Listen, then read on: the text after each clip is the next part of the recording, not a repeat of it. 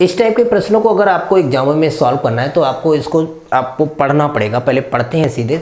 तो आप देखते हैं इसमें क्या दिया है, ए की जो आय है वो बी की आय से 10% अधिक है। फिर कहता है कि बी की जो आय है वो सी की आय से क्या है 20% कम है।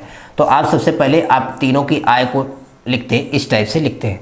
तो सबसे पहले लास्ट में चलते हैं जहाँ कहता है कि सी की आय से 20% कम है किसकी, बी की आय।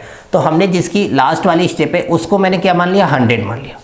इससे कहता है 20% कम, तो इससे मैंने 20 माइनस करके देखा तो हमारा कितना बचा। तो यहाँ से कंफर्म हो गया कि बी की आय कितनी आई, हमारी 80 आई। अब कहता है फर्स्ट वाली लाइन में कह रहा था कि ए की जो आय है वो बी की आय से 10% अधिक है। तो 80 का 10% कितना होता है, 8। तो 8 हम जोड़ देंगे तो यहाँ से जो ए की आय बनेगी वो कितनी बनेगी, 88 बनेगी। तो अब हमने देखा जो हमारा फाइनल ये 88 बनी, ये कितनी बनी, 80 बनी, और इसकी कितनी, इतनी बनी, 100। तो अब हम इसे सॉल्व करते हैं, 4 से काटते हैं तो ये कितना आएगा, 22 आएगा।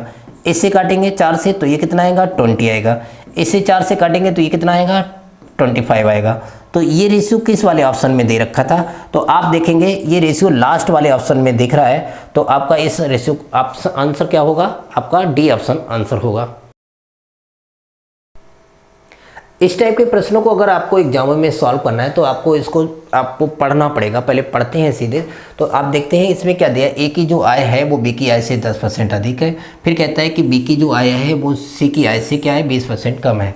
तो आप सबसे पहले आप तीनों की आय को लिखते हैं, इस टाइप से लिखते हैं। तो सबसे पहले लास्ट में चलते हैं जहाँ कहता है कि सी की आय से 20% कम है किसकी, बी की आय।